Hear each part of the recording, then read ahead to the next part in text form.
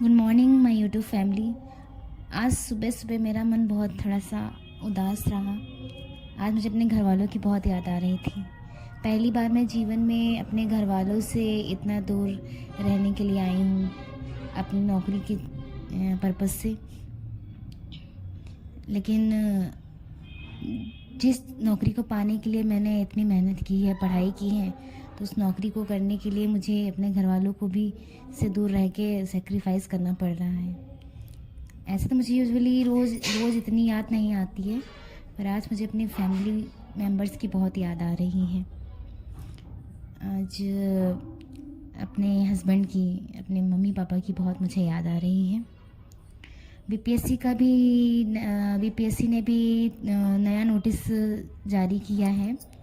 उसमें बताया है उसने कि अटेम्प्ट्स के बारे में कि अटेम्प्ट्स शायद बढ़ाए जाएंगे और क्वालिफ़िकेशन के लिए और अटेम्प्ट्स के बारे में बताया गया है।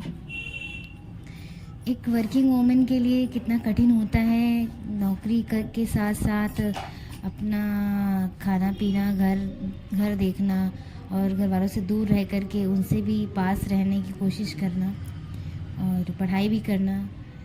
कभी कभी बहुत ज़्यादा ही हेक्टिक हो जाता है, लेकिन फिर सोचती हूँ नहीं, कभी तो सब कुछ सही होगा। इसी प्रयास में मैं लगी रहती हूँ और पढ़ाई करती रहती हूँ। पढ़ाई करना मेरी हॉबीज़ कह लीजिए, या मुझे पढ़ाई के बिना अच्छा नहीं लगता है, ये कह सकते हैं आप लोग। पढ़ाई यूजुअली मैं अपनी पढ़ाई के लिए 6 आवर्स निकाल लेती हूँ पढ़ने के लिए। इससे कम में अगर आप पढ़ाई करते हैं तो सिलेक्शन थोड़ा सा मुश्किल लगता है। हो सके जितना हो सके उतनी पढ़ाई करें, क्योंकि कंपटीशन बहुत ज़्यादा है। और इस एग्ज़ाम में बीपीएससी ने पहले क्लियर कर दिया है कि पिछले एग्ज़ाम से इसका डिफ़िकल्टी लेवल थोड़ा ज़्यादा होगा। फ़ेज़ 2 से ज़्यादा फ़ेज़ 3 टफ रहने वाला है। तो उसी हिसाब से आप लोग तैयारी कीजिए। तैयारी बहुत ज़रूरी है कंपटीशन को देखते हुए। आज मेरा फास्ट है क्योंकि आज फ्राइडे है, तो आज मैं खाने में कुछ बना नहीं रही हूँ। व्रत का ही कुछ फलाहार बना लूँगी, हल्का फुल्का।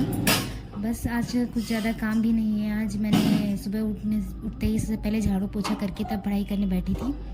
इससे मेरा टाइम बहुत ज़्यादा बच जाता है। आज मेरा व्रत है, तो आज मैं ज़्यादा मुझे काम नहीं करना है, ज़्यादा खाना पीना या बवाल नहीं है मेरे पास, तो मैं बहुत ज़्यादा टाइम दे पाऊँगी अपनी स्टडीज़ के लिए। तो मैंने स्टडीज़ के लिए अपना टाइम आज काफ़ी ज़्यादा मैंने कंज्यूम किया है।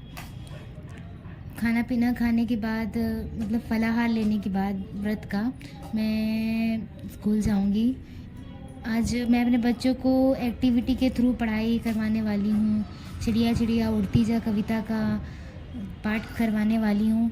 मैं डेली बच्चों को एक्टिविटी कराती हूँ, कभी गेम, कभी पोएम, कभी कुछ, तो मैं कराती ही हूँ, ताकि मुझे भी पढ़ाने में अच्छा लगता है और बच्चों को भी मुझसे कनेक्ट होने में अच्छा लगता है। तो मैं एक्टिविटी बेस्ड ही मोस्टली पढ़ाती हूँ बच्चों को। बच्चों पर बहुत ज़्यादा लेक्चर या इसका बर्डन नहीं डालती बच्चे पे।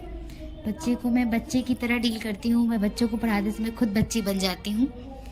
तो मेरी पढ़ाई का मेथड यही है। तो बस आज मैं आपको अपने विद्यालय का रास्ता दिखाऊंगी, जहाँ मैं जाती हूँ। जिस विद्यालय, काफ़ी अच्छा वातावरण है उधर का। बेसिकली कम्प्लीटली एक गांव है, तो उसी हिसाब से वहाँ का वातावरण भी है। यूजुअली ज़्यादा वाहन चलते नहीं हैं इस रोड पे, तो मैं पैदल ही जाती हूँ। ऑटो जल्दी जल्दी मिलता नहीं है, तो इतना बहुत ज़्यादा दूर भी नहीं है। 2 किलोमीटर 1.5 किलोमीटर कुछ बहुत ज़्यादा दूरी नहीं होती है, तो मैं पैदल ही चल लेती हूँ। इससे मेरा वॉकिंग भी हो जाती है और मैं विद्यालय भी टाइमली पहुँच जाती हूँ।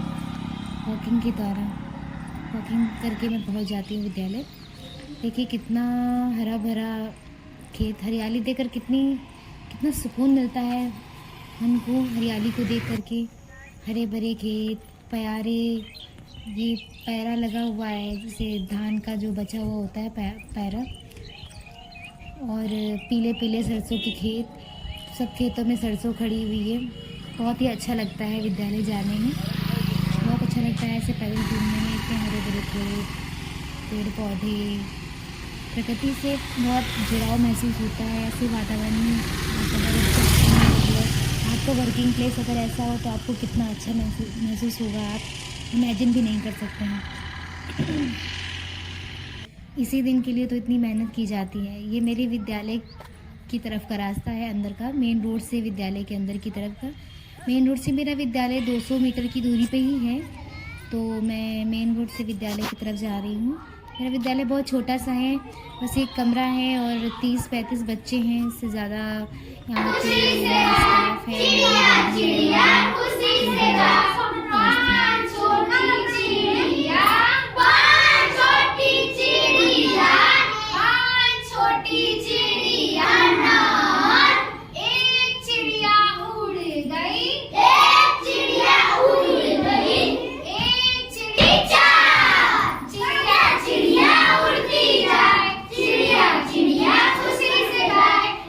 मैं विद्यालय से अपने कटरे की तरफ आ रही हूँ। मेरा जो डेरा है तो वो मेरे डेरे से चारों तरफ का माहौल ऐसा दिखता है।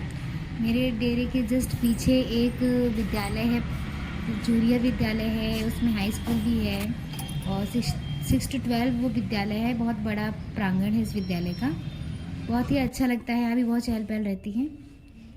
विद्यालय से आने के बाद मैं थोड़ा आराम करती हूँ। आराम करने के बाद मैं फिर से पढ़ाई पे अपनी जुट जाती हूँ। आराम करने के बाद मैं पहले घर वालों से अपनी बात करती हूँ और फिर पढ़ाई स्टार्ट कर देती हूँ, ताकि मुझे पढ़ने के टाइम पे मुझे किसी का फ़ोन ना आए और मैं उसके पहले ही अपने घर वालों से बात कर लेती हूँ, उनकी हाल खबर ले लेती हूँ।